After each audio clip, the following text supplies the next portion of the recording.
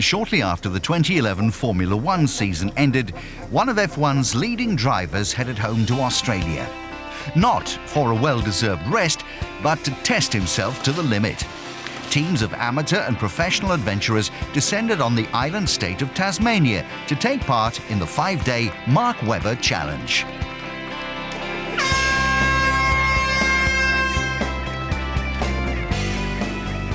First organised by 35-year-old Webber back in 2003, the event is a gruelling test of athleticism and endurance.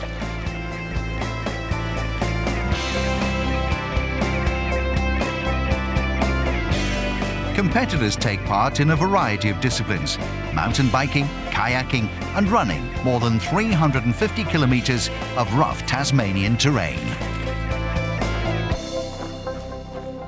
I think the outdoor sports fits very, very well with my Formula One career. I don't really know how I could train in a gym or get myself prepared, year on year to have the variety of training to make sure that I'm on top of my game, make sure I'm lean, make sure I'm fit, to be able to drive the F1 car over the course of a full season. It's not just one race. We've got to do, prepared for 10, 11 months of the year.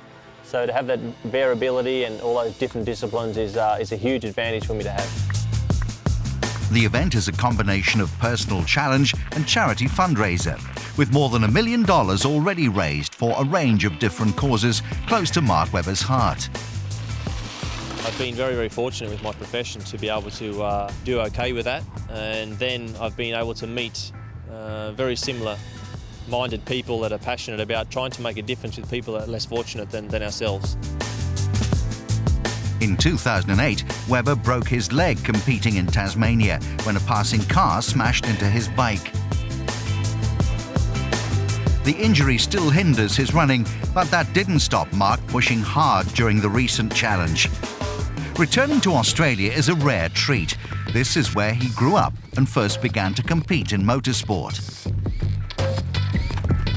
Unlike so many top drivers who were spotted at a very young age in karting, Mark first got involved with motorsport as a teenager. He went through all sorts of struggles before finally getting the chance of a drive in Formula One. In fact, at one stage during the late 1990s, the money was running out, and so were Mark's hopes of ever getting a break.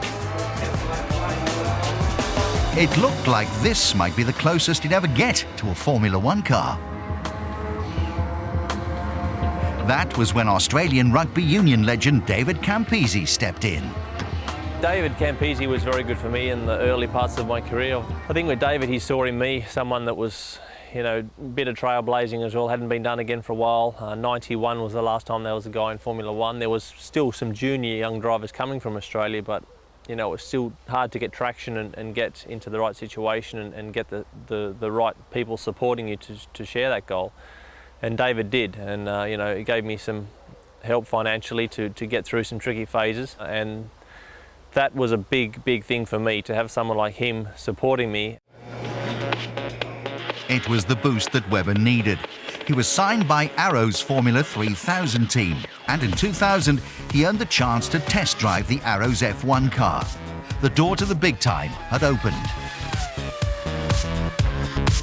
Over the next few years, Webber built a solid reputation with Minardi and then Jaguar, before finally getting a chance with a top team when Williams signed him for the 2005 season. It looked like his big break, with one of the leading constructors in Formula One.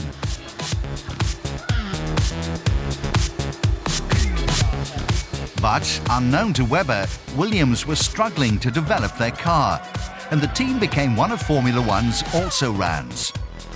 What was supposed to be his big chance had become a huge disappointment. After 2 tough years at Williams, Mark was no longer one of his sport's promising young stars. During a dismal 2006 season, he began to reconsider his whole future in the sport. Then, a relative newcomer to F1 approached him. RedBull at the time was a team that was certainly middle of the grid. The team wasn't particularly, it wasn't super organised. There was a bit of a gamble. It's not completely a surprise to people that I was looking at maybe not continuing at that point when I finished at Williams to it's changing like for like, really, same sort of results. I'm going to go somewhere and it's going to be pretty arduous again, but turned out to work out really, really well, and the team's done some amazing things in the last few years. That's an understatement. Red Bull Racing have utterly dominated Formula One in recent years. And if much of the glory has gone to young teammate Sebastian Vettel, then Webber has played the perfect supporting role. Obviously, I've focused hard on getting to my dreams, but when it happens, it's not, you don't take it for granted. You've got to keep working hard. It's not when you just arrived that you give up. Obviously, that's when the work starts. You always want more. It's human nature. Will you ever race in Formula One? Of course not. It's impossible, everyone says. Forget it. It's not going to happen. You're wasting your time, rah-rah. You get there, and then it starts, obviously, and he would never score a point, You score a point, score a podium, but then you go to, winning races. Obviously, a championship is not yet happened, but it's normal. Webber has won 7 races with Red Bull and has helped his team to win 2 successive Constructors' Championships. Last season, the Aussie finished 3rd in the drivers' standings. The parts of my job that I absolutely love are testing myself to the limit against the best guys at the trickiest venues, in the trickiest conditions, in the fastest cars that we have. Working with very, very good people as well, that's enjoyable. We make decisions, tough decisions. It's only sport. People make much more, difficult decisions that in a lot of different professions that they do. But, in our little world, we make decisions that are sometimes great to get right, and sometimes they don't work, but that's enjoyable. Red Bull's 2011 season promo showed its 2 cars so close that they couldn't be separated. Reality didn't match the computer simulation, though. Germany's Vettel proved to be streets ahead of his more experienced teammate and everyone else.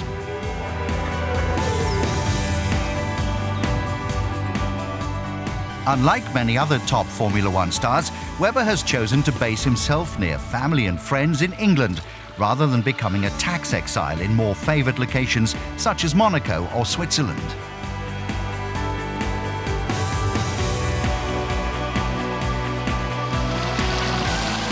It's quite good for running and mountain biking around here. Obviously, there's some swimming. There's a few lakes not too far away, but I don't do too much of that. But generally, the mountain biking and road cycling is not too bad in this area. And yeah, it's very rural, as you can see, so it's very easy to unwind here and enjoy the training. Here we go. Webber shares his country retreat with his long-term partner, Anne, and her son.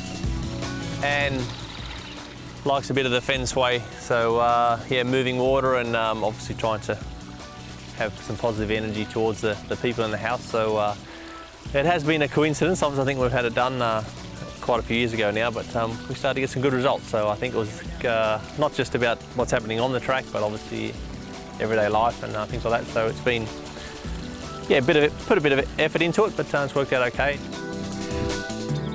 Terracotta Army over here, which was a warrior, yeah, and he keeps an eye on things. Well, it's part of the fence way, I think, a bit of energy, and he's positioned in a location where he can keep an eye on things and look at certain parts of the house here.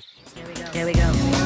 Webber admits that the media commitments and relentless travel demanded by his profession do wear him down. The glitz and the glamour of Formula One have never grabbed him as much as some of his fellow drivers.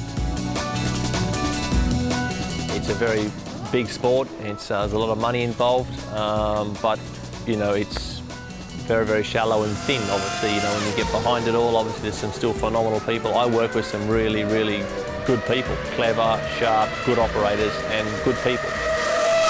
It's very easy to get caught up in what's normal and what's not normal, so there's a lot of smoke and mirrors. It's put together well, the sport, and it's very, very attractive. Mark's father helps him keep things in perspective. Well, he's done very well. I mean, 6 Grand Prix wins, and we're still counting. There's more to do there, I'm sure. But yeah, his feet are still on the ground. I'm sure about that. No, they are. He's still giving you a bit of a clip. Like, if he steps out of line, well, there you go. That's what happens. I'm more frightened of his mother than I am of him, that's for sure. And with a dad like that, you know Mark will carry on keeping it real regardless of how much he's earning in Formula One.